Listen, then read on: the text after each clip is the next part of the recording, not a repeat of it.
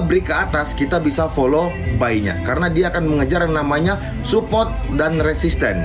Dia akan mengejar support 1 atau resisten 1. Trading tanpa menggunakan broker bisa tak bang? Maaf pemula. Bisa.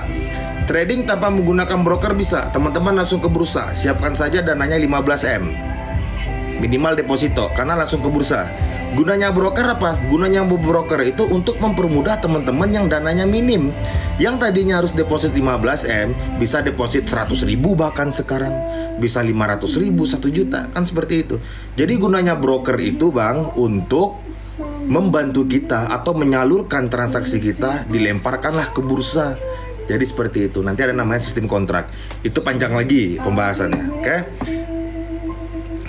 Jadi seperti itu. Itu untuk yang namanya pivot point. Nah, ilmu lagi kan, ilmu. Bukan sampai di sini, masih ada lagi.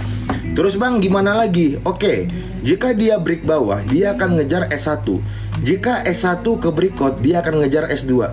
Jika S2 breakout, dia akan mengejar S3. Kita patokin 3 aja. Nanti yang mau nanya nanti dulu. Kita jelasin dulu pivot point ya. Kita jelasin dulu. Jadi ada tahap-tahapannya. Jadi kita harus tahu, kalau kita trade ya, pagi-pagi kita udah mapping, buat magic point, pivot point, support 1, support 2, support 3, resisten 1, resisten 2, resisten 3. Itulah ketahanan-ketahanan untuk kita melakukan open transaksi. Jadi saya tuh kalau teman-teman simple, teman-teman, sangat-sangat simple. Mungkin banyak pertanyaan di luar sana, apalagi saya sebagai tim edukator ya. Apalagi saya sebagai tim edukator, pasti banyak pertanyaan seperti ini. Bang, Sau mau kemana? Bang, Sau mau kemana? Bang, Sau mau kemana? Itu yang banyak banget pertanyaan-pertanyaan yang saya terima. Jangankan saya sebagai tim edukator, teman-teman pun bisa ngejawabnya. Simple, sangat-sangat simple. Kenapa sangat-sangat simple? Teman-teman cukup buat yang namanya yang saya sampaikan tadi. Buat pivot point, support 1, support 2, support 3, resisten 1, resisten 2, resisten 3. Caranya seperti apa? Teman-teman lihat harga. Wah, harga tembus nih. Misalnya pivot point, kita ambil tembus atas ya. Pivot point di 2754. Harga breakout di 2757. Oh, berarti ini ngejarnya R1. Bang, XAU mau kemana bang? Oh, XAU saat ini bang ngejarnya ke R1. Gampang. Tembus R1. Bang, kemana lagi nih bang? Ini udah di R1 yang abang bilang tadi. Oke, R1 nya breakout bang. Ini ngejar R2.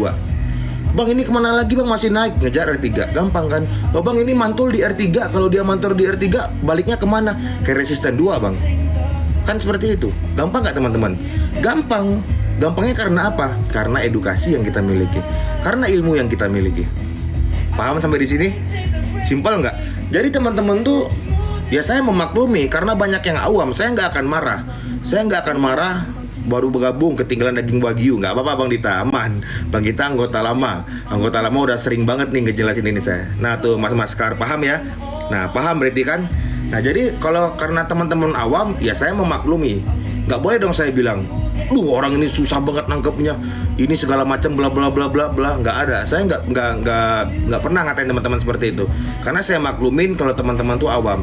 Tapi mungkin kalau teman-teman udah ini sudah 2-3 minggu di grup saya tahu ini live. Misal nih, anggap nih ya, saya live sekarang ini yang ke 75.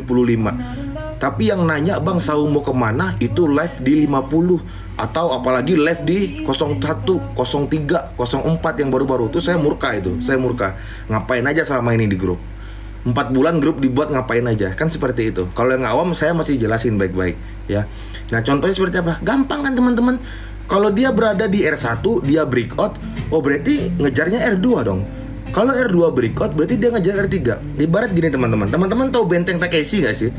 Dulu tuh filmnya di mana sih Benteng Takeshi itu? Di MNC TV, di RCTI, tadi Antv nggak tahu. Film Benteng Takeshi. Jadi dia tuh ada benteng-benteng ya. Ada benteng-benteng yang kita lewati. Masih ingat nggak sih? Dia ada pintu. Setiap pintu itu ada dijaga sama algojo. Dan setiap algojo itu dia tuh ada pintunya kertas ini, MNC TV. Nah MNC TV ya. Nah itu si permainan Benteng Takeshi itu ada beberapa pintu. Anggap nih dia itu ada 10 pintu ya. Ada 10 pintu.